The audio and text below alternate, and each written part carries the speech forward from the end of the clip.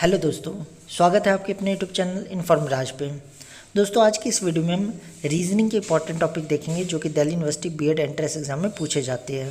Previous video में मैंने maths के इंपॉर्टेंट टॉपिक्स के बारे में बताए थे, जिसमें हमने देखा था कि मैथ्स में कौन कौन से टॉपिक जो है वो एग्ज़ाम में ज़्यादा करके पूछे जाते हैं। तो इसी कड़ी में आज हम रीजनिंग के इंपॉर्टेंट टॉपिक्स देखने वाले हैं। तो दोस्तों चलिए वीडियो को शुरू करते हैं। सबसे पहले अगर प्रीवियस ईयर के पैटर्न की बात करें तो जैसे कि आपको पता होगा दोस्तों, 2017 तक जो एग्ज़ाम है वो ऑफलाइन हुआ करता था दिल्ली यूनिवर्सिटी के अंदर बीएड एंट्रेंस एग्ज़ाम में, लेकिन 2018 से एग्ज़ाम जो है ऑनलाइन होने शुरू हो गए। जब एग्ज़ाम ऑफलाइन हुआ करता था तो रीजनिंग के 20-20 क्वेश्चन आया करते थे एग्ज़ाम में, लेकिन जैसे ही ऑनलाइन हुआ तो आप देख सकते हैं 2018 में सिर्फ 10 क्वेश्चन आए, 2019 में सिर्फ 8 क्वेश्चन आए और 2020 में भी सिर्फ 10 क्वेश्चन आए। यानी ऑनलाइन होने के बाद जो नंबर ऑफ़ क्वेश्चन है रीजनिंग के काफ़ी ज़्यादा कम हो गए हैं। लेकिन 10 क्वेश्चन भी कम नहीं होते दोस्तों, क्योंकि एक क्वेश्चन जैसे कि आपको पता है 4 नंबर का होता है, तो अगर 10 क्वेश्चन आते हैं तो 40 नंबर का आपका ये रीजनिंग का पोर्शन बन जाता है। और मैं ये 40 नंबर क्यों कह रहा हूँ, क्योंकि रीजनिंग के क्वेश्चन जो होते हैं बहुत ज़्यादा ईजी होते हैं। अगर आप ढंग से थोड़ी सी प्रैक्टिस कर लोगे तो ये जो 10 के 10 क्वेश्चन है आप 100% करेक्ट करके आओगे और ज़्यादा टाइम भी नहीं लगता। बस आपको लॉजिक थोड़ा सा लगाना होता है और आराम से हो जाता है सॉल्व। तो रीजनिंग एक स्कोरिंग सब्जेक्ट है, आप इसे ज़रूर अच्छी तरह से प्रिपेयर करो। और इसको प्रिपेयर करने का एक ही तरीका है, आप कोई बुक से मत प्रिपेयर करो, क्योंकि अब इतना टाइम नहीं है आपके पास कि बुक को पहले लोगे फिर इसको पूरे क्वेश्चंस को सॉल्व करोगे, नहीं उतना टाइम। आपको क्या करना है, प्रीवियस ईयर के जो क्वेश्चंस पेपर उसमें जितने भी रीजनिंग के क्वेश्चन आए हैं सबको कर डालना है, ठीक है। खासतौर से 2018, 19 और 20 के क्वेश्चन पेपर की है। तो अगर आप इतना कर लेते हो तो 100% आप रीजनिंग के जो भी क्वेश्चन आपके एग्ज़ाम में पूछे जाएंगे उन्हें आप टैकल कर लोगे, उसे आप सॉल्व कर लोगे। तो आई होप दोस्तों आपको नंबर ऑफ़ क्वेश्चन कितने आते हैं रीजनिंग की ये समझ आ गया है, और आपको कैसे प्रिपेयर करना है रीजनिंग को ये भी समझ आ गया होगा।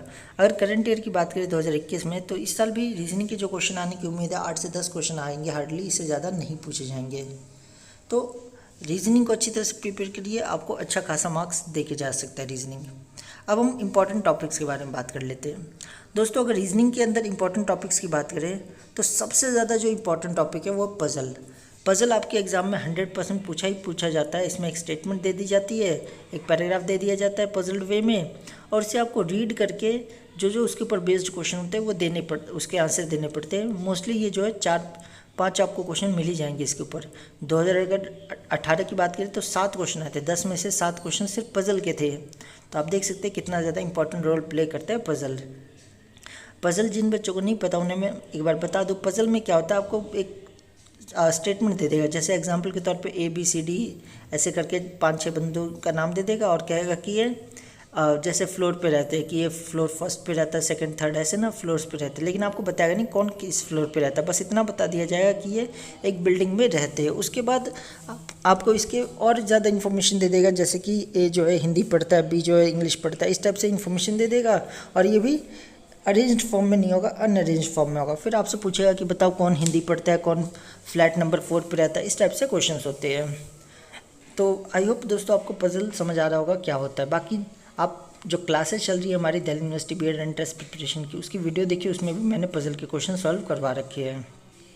सेकंड, अगर इंपॉर्टेंट टॉपिक की बात करें तो वो होता है सिटिंग अरेंजमेंट। सिटिंग अरेंजमेंट के भी मैंने क्वेश्चन जो मैं क्लासेस करवा रहा हूँ Delhi University BEd entrance exam preparation की, उसमें भी मैंने सिटिंग अरेंजमेंट के क्वेश्चन कराए हुए हैं। सिटिंग अरेंजमेंट में आपको मोस्टली सर्कल वाले क्वेश्चन पूछे जाते हैं कि एक सर्कल में 6 बंदे बैठे हुए हैं, B के लेफ्ट में बैठा है, C उसके राइट में बैठा है, ये 4th नंबर पर बैठा है, इस टाइप से बताया जाता है और आपको फिर उन सबको अरेंज करके क्वेश्चंस का आंसर देना होता है। ब्लड रिलेशन के भी मैंने क्वेश्चन कराए काफ़ी सारे। ब्लड रिलेशन आपको पता ही है, आपको रिलेशन पूछ लिया जाता है कि A अगर B का इस टाइप से रिलेशन आपको बता करके आपको ब्लड रिलेशन पूछा जाता है। उसके बाद सीरीज़ के क्वेश्चंस आते हैं। सीरीज़ में क्या होता है, आपसे सीरीज़ में न्यूमेरिकल सीरीज़ भी होती है, अल्फ़ाबेट सीरीज़ भी होती है। जैसे कि कोई भी नंबर्स दे देगा, कोई भी यहाँ पे नंबर दे देगा और यहाँ पे खाली जगह छोड़ देगा, और आपको इस पैटर्न को एनालाइज करते हुए इस खाली जगह को भरना होता है। ये नंबर फॉर्म में भी हो सकता है, अल्फ़ाबेट फॉर्म में भी हो सकता है। तो दोस्तों, ये जो शुरू में आप देख रहे हो puzzle, sitting arrangement, blood relation और सीरीज़, ये जो 4 है ये मोस्ट इंपॉर्टेंट टॉपिक है। इसे तो आपको बहुत अच्छी तरह से प्रिपेयर करना ही चाहिए। उसके बाद बाकी नीचे वाले पोर्शन को देख लेते हैं। बाकी नीचे वाले पोर्शन की बात करें तो वो भी आते हैं एग्ज़ाम में, लेकिन सबसे पहले आप ये जो ऊपर थे उनको प्रिपेयर करिए, उसके बाद इन सबको प्रिपेयर करना है। तो बाकी की अगर बात करें तो अगला है सिलोजिज्म। सिलोजिज्म में क्या होता है, आपको स्टेटमेंट दे दिया जाएगा, फिर आपको बोला जाएगा ए फर्स्ट सही है, सेकंड सही है, फर्स्ट एंड सेकंड सही है, फर्स्ट एंड सेकंड गलत है, इस टाइप से दे दिया जाता है। तो सिलोजिज्म।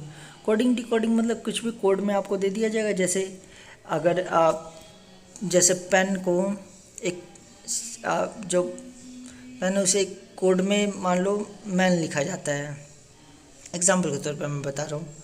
तो इस टाइप से कोई वर्ड दे देगा और पूछेगा बताओ इसी कोड में इसको कैसे लिखा जा सकता है। तो इस टाइप के कोडिंग डिकोडिंग के क्वेश्चन होंगे।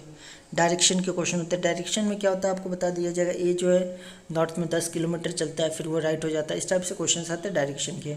कैलेंडर के आपको पता ही है, कैलेंडर में क्या होता है कि आपको क्वेश्चन दे दिया जाएगा कि मान लीजिए आज 6 जनवरी और आज बुधवार है, तो बताओ 15 सितंबर 2005 को क्या दिन रहा होगा। तो इस टाइप से क्वेश्चन पूछे जा सकते हैं कैलेंडर में।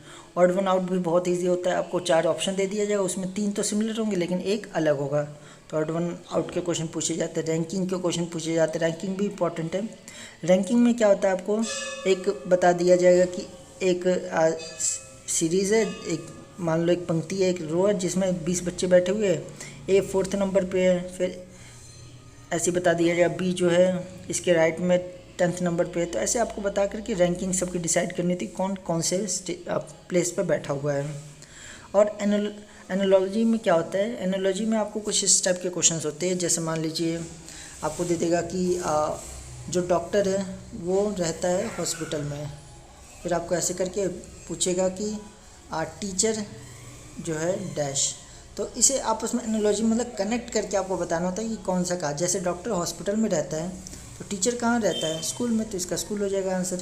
ऐसे मैंने एक बेसिक सा एग्जांपल देकर के आपको बताया एनालॉजी क्या होता है। ऐसे ही बहुत सारे क्वेश्चंस होते हैं और थोड़े अच्छे लेवल के भी होते हैं। ये नहीं कह रहा हूँ कि इतना ईजी पूछा जाएगा आपसे, लेवल इनका अच्छा होता है। तो दोस्तों ये इंपॉर्टेंट टॉपिक है आपके रीजनिंग के, जिसमें से मैंने बोला सबसे पहले ऊपर वाले 4 को तैयार कीजिए, उसके बाद नीचे वाले के ऊपर ध्यान देना। और इन्हें तैयार करने का एक ही और सबसे आसान तरीका है कि प्रीवियस के जो क्वेश्चन पेपर है उनको सॉल्व करिए, क्योंकि इतना टाइम नहीं है कि आप पूरा बुक सॉल्व करने बैठ जाओगे।